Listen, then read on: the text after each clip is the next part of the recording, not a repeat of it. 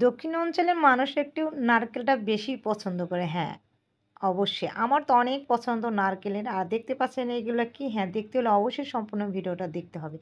আমার আপার আবার হচ্ছে দারুণ বুদ্ধি। 5G বুদ্ধি তার। সে ভাবতেছে যে কলার মোচার রান্না আমার হাসব্যান্ড গতকালকে নিয়ে আসছে। এনেই বলতেছে, "তোমার জন্য নতুন একটা জিনিস এনেছি। তুমি নতুন একটা হচ্ছে রেসিপি করতে পারবা।" দেখি কলার মোচা, ও মা! এগুলাতে বাছা কত কষ্টকর।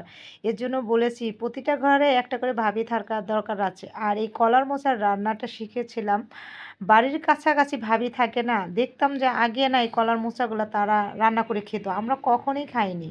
আর এটা রান্না করে এখন বুঝতে পারছি এত মজা। এগুলা বাছতে যে কত মজা। যেকোনো জিনিসই যেটা মজার হয় সেটা কিন্তু হচ্ছে কষ্টও আছে। আর এই তো দেখতে পাচ্ছেন আমার আপা খুব সুন্দর করে বেছে দিয়েছে। তারপর আমি এটাকে খুব সুন্দর করে কুচি, কুচি করে কেটে নিয়েছি। আর তার জন্য দেখতে পাচ্ছেন আমি নারকেল নামিয়ে নিয়েছি।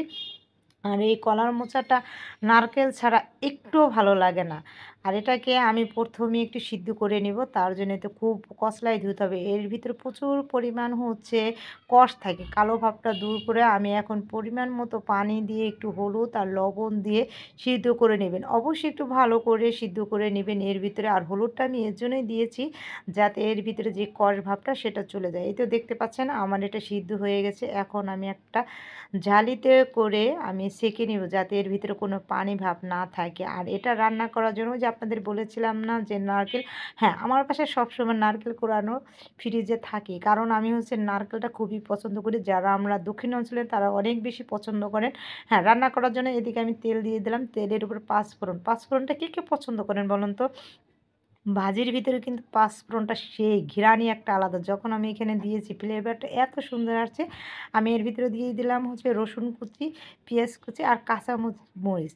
ঠিক আছে? এটা দিয়ে একটু খুব সুন্দর করে ভেজে নিবেন। আর হচ্ছে আমার কাছে তো খুবই পাঁচফোড়ন ঘ্রাণটা অনেক বেশ ভালো লাগে। আর যখন এর ভিতরে আমি নারকেলটা আমি 1/2 কাপের মতো নারকেল নিয়েছি।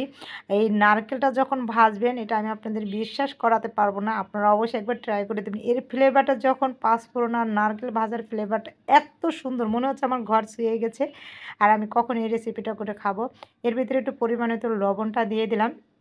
এটার ভিতরে পানি ছেড়েছে এজন্য যেহেতু ডিপে ছিল। আর এই নারকেলটা আমি ভালো করে কষিয়ে নিয়েছি। তারপর এটার ভিতরে পানি বের হয়ে গেছে। দেন এর ভিতরে আমি একটু হলুদ দিয়ে দিলাম। হলুদ দেওয়ার পরে একটু কষালাম। তারপর আমি এটার ভিতরে দিয়ে দিচ্ছি এখন সেই যে মোচা আছে না কুচি, কুচি করে কেটে রেখেছিলাম। অবশ্যই একটু কুচি, কুচি করে রাখবেন। আর এটা অনেকে আবার ভর্তা করে খায়। ইনশাআল্লাহ নেক্সট একটা ভিডিও নিয়ে আসবো আপনাদের জন্য কলার ভর্তা। আর এখানে একটা আমি হচ্ছে পাঁচফোড়নের গুঁড়াটাও দিয়ে দিলাম, ধনিয়ার গুঁড়া আর হচ্ছে একটু জিরার গুঁড়া দিয়ে দিলাম। এটার ঘ্রাণ না দিলে কিন্তু একেবারে ঘ্রাণ আসবে না। অবশ্যই একটু জিরার গুঁড়া দিয়ে দিবেন। আর এই তো আমার এদিকে সিদ্ধ করা হয়ে গেছে। আর এই তো দেখতে পাচ্ছেন এটার ভিতরে এখন আর কোনো পানি নেই। যখন এর থেকে ভাজি থেকে তেলটা বের হবে ঠিক তখনই নামিয়ে নিবেন।